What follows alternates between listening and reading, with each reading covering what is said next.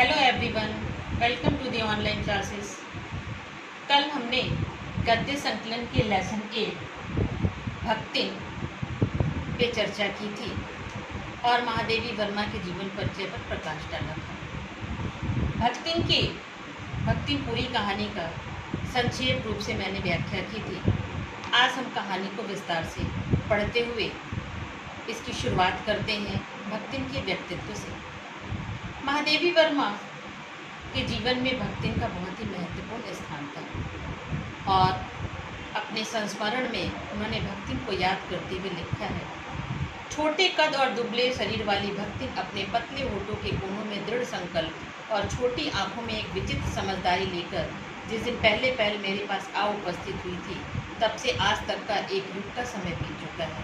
पर अब कोई जिज्ञासु उससे उस संबंध में प्रश्न कर बैठता है, तब वह पलकों को आधी पुतलियों तक गिराकर और चिंतन की मुद्रा में ठुड्डी कुछ ऊपर उठाकर विश्वास भरे कंठ से उत्तर देती है, तुम पचे का बताई, यही 50 बरिस से संग्रहित है। छोटे कद और दुबले शरीर वाली ऐसा भक्तिन का व्यक्तित्व था जो महादेवी वर्मा ने बताया है। होठ उसके पतले थे और उसके कोनों में दृढ़ संकल्प, होठों की बनावट ऐसी थी कि उसे दृढ़ संकल्प दिखाई पड़ता था और उसकी आंखें छोटी छोटी थी, लेकिन उसमें एक अजीब सी समझदारी दिखती थी। जिस दिन पहले महादेवी वर्मा के पास वो उपस्थित हुई, तब से लेकर के आज तक का समय एक जैसे लगता है कि युग वर्षों बीत गया। पर कोई भी जिज्ञासु अर्थात जानने की इच्छा रखने वाला व्यक्ति इस संबंध में जब प्रश्न करता है, तो वह अपने पलकों को कुछ आधा खीर करके और सोचने की मुद्रा में ठुड्डी ऊपर उठा करके और कुछ हिसाब किताब करके बताती है, तुम पचे का बताई। चूँकि उसकी भाषा वो गांव से वो करती थी, इसलिए उसकी भाषा थोड़ी इलाहाबादी भोजपुरी से मिलती जुलती थी और वो हमेशा ये बताती कि मैं 50 बरस से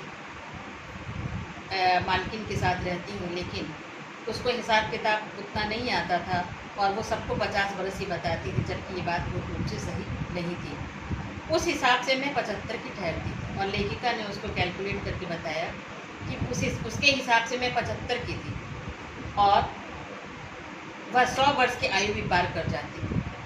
75 और जब 50 वर्ष से वो हो रही है तो वो 100 वर्ष की आयु, अगर उसको पूरा जोड़ा जाए तो वो 100 वर्ष की आयु पार कर जाती थी। इसका भक्तिन को पता नहीं था, बस वो लोगों से कह देती थी कि हाँ वो 50 साल से मेरे साथ रह रही है।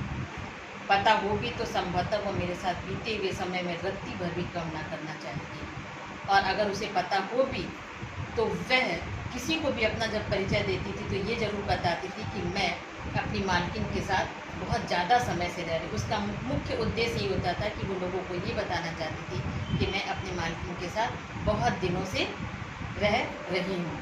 मुझे तो विश्वास होता जा रहा था कि कुछ वर्ष और बीत जाने पर वह मेरे साथ रहने के समय का खाका समय को खींचकर 100 वर्ष के ऊपर कर देगी, चाहे उसके हिसाब से मुझे 150 वर्ष का असंभव आयु का भारी क्यों न ढोना पड़े। और वो हर बार उस समय को, उस टाइम को बढ़ाती चली जाती थी और कुछ दिन बाद वो 100 साल से कहती कि मैं 100 साल से अपने मालकिन के साथ रह रही हूँ। इस बात का उसको कोई आभास नहीं था कि अगर इसकी संख्या को जोड़ा जाए या घटाया जाए तो मैं 150 साल से ऊपर पहुंच जाऊंगी। बस उसका मुख्य उद्देश्य ये था कि वह लोगों को ये बताना चाहती थी कि मैं अपने मालकिन के साथ बहुत समय से रह रही हूँ। सेवक धर्म में हनुमान जैसे स्पर्धा करने वाली भक्तिन किसी अंजना की पुत्री ना होकर एक अनाम धन्या गोपालिका की कन्या है, नाम है लक्ष्मी। सेवक धर्म में हनुमान से तुलना करते हुए कवियत लेखिका कहती हैं कि भक्तिन किसी अंजना की पुत्री, अंजना मतलब जो हनुमान जी की माता का नाम अंजना था, किसी अंजना की पुत्री नहीं थी। वो एक अनाम धन्या, जिनका नाम नहीं पता है, गोपालिका अर्थात ग्वाले की, गोपालिका का तात्पर्य एक ग्वाले की कन्या थी, नाम है लक्ष्मी अर्थात लक्ष्मी। पर जैसे मेरे नाम की विशालता मेरे लिए दुर्लभ है, वैसे ही लक्ष्मी की समृद्धि भक्तिन के कपाल की कुंचित रेखाओं में नहीं बन सकी।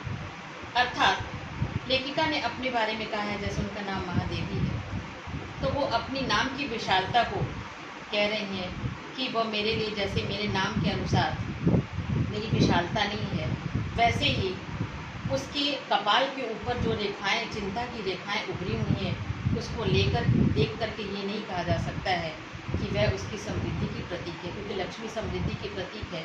पर भक्ति के जीवन में ऐसा कुछ भी नहीं था, और ये उसके नाम से विरोधाभास था, अर्थात उसके नाम के विपरीत उसका जीवन था, इसलिए वो विरोधाभास सा दिखाई पड़ता था। पर भक्तिन बहुत समझदार थी, क्योंकि वह अपना नाम, अब समृद्धि सूचक नाम किसी को नहीं बताती, और भक्तिन अपना समृद्धि जो उसकी संपन्नता से सूचक लक्ष्मी नाम था, वह किसी को नहीं बताती। केवल जब नौकरी की खोज में आई तब ईमानदारी का परिचय देने के लिए उसने शेष इतिवृत्ति के साथ यह बता दिया, पर इस प्रार्थना के साथ मैं कभी इस नाम का उपयोग ना करूं। जब नौकरी के लिए वह आई तो अपनी ईमानदारी का परिचय देते हुए उसने अपना नाम नहीं बताया, लेकिन इसके साथ ही उसने इस बात को भी लेखिका से कहा कि इस नाम को वो किसी और के सामने नहीं रखेंगे। उपनाम रखने की प्रतिभा, पर इस उपनाम रखने की प्रतिभा होती तो मैं सबसे पहले उसका प्रयोग अपने ऊपर करती। इस तथ्य को वह देहातिन क्या जाने। अगर नाम के साथ उपमान रखने की कला हमारे अंदर होती तो सबसे पहले लेखिका कहती मैं अपना नाम बदलती, लेकिन ये प्रतिभा उसके अंदर नहीं थी। इसी से मैंने एक कंठी माला देखकर उसका नया नामकरण किया, और तब वह भक्ति जैसे कवित्वहीन नाम को पाकर भी गदगद हो गई, और मैंने कंठी माला देकर के उसका एक नया नामकरण किया और उसे भक्ति नाम दिया। और भक्ति इस नाम को पाकर के उसके अंदर कोई कवि का हृदय नहीं था, फिर भी वो बहुत ही खुश हो गई। भक्ति के जीवन का इतिवृत्त जाने हुए उसके स्वभाव को पूर्णतः या अंततः समझना भी कठिन होगा। भक्ति के जीवन के प्रथम चरण के प्रकार जानते हुए लिखकर कहती हैं कि उसके अंत को और शुरुआत को जाने बिना, उसके जीवन को पूर्ण रूप से जाने बिना उसके स्वभाव को समझना पूर्ण रूप से कठिन होगा। वह ऐतिहासिक झूसी में गांव प्रसिद्ध एक सूरमा की इकलौती बेटी ही नहीं, विमाता की किंवदंती बन जाने वाली ममता की छाया में ही पली थी। झूसी एक गांव था, वहीं पर एक सूरमा अर्थात वीर पुरुष की लड़की थी, लेकिन उसकी माँ जो थी बचपन में ही मर गई थी, इसलिए सौतेली माँ के सौजन्य में उसका लालन पालन हुआ था।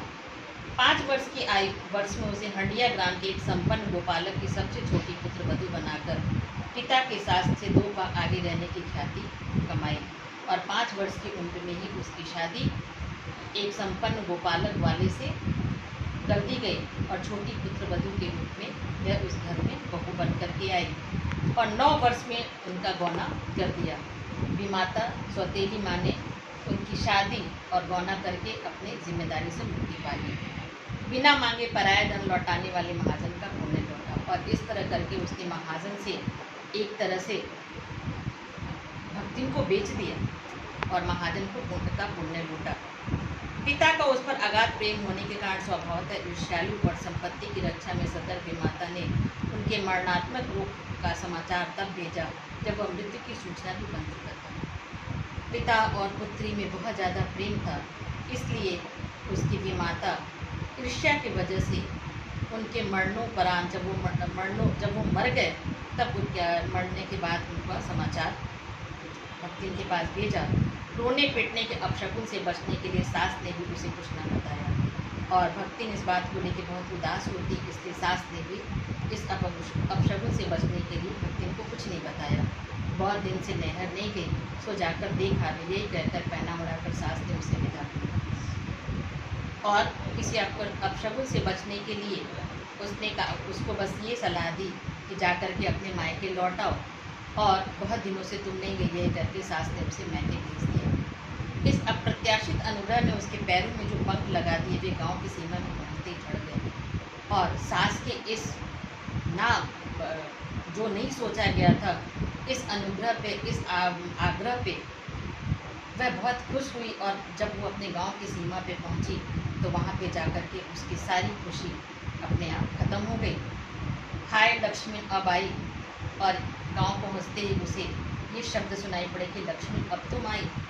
कि अस्पष्ट पुनरावृत्ति और स्पष्ट सहानुभूतिपूर्ण दृष्टियाँ उसे घर तक ठेले गई। उसकी समझ में कुछ नहीं आया और बार बार ये बातें वो सुन रही थी और लोग उसे सहानुभूतिपूर्ण दृष्टि से देख रहे थे। जब वह घर तक गई तो वहाँ न पिता का चिन्ह था और न पिता थे, और वे माता के व्यवहार में शिष्टाचार और सौतेली माँ ने जो उसके साथ व्यवहार किया, इससे वह बहुत ही दुखी हुई और अपमान से जलती हुई उल्टे पाँव में अपने ससुराल लौट आई। और किसी तरह अपनी सास को उसने उल्टा पुल्टा सुना करके अपने क्रोध को शांत किया। पति के ऊपर गहने फेंक कर उसने पिता के चिर की मर्मता व्यक्त की और पिता के दुख को, पिता के शोक को उसने अपने पति के ऊपर सारे गहने फेंक करके और किसी प्रकार अपने गुस्से को व्यक्त किया और बहुत ज़्यादा दुखी थी क्योंकि वो अपने पिता की बहुत दुलारी थी। महादेवी वर्मा के इस भक्तिम कहानी में ये भक्तिम के जीवन का प्रथम परिच्छेद था। द्वितीय परिच्छेद हम दूसरे वीडियो में बताएंगे। इसके साथ ही आप इस कहानी को ज़रूर पढ़ें और प्रथम परिच्छेद पे भक्तिम के चरित्र के बारे में जानने की कोशिश करें। Thank you.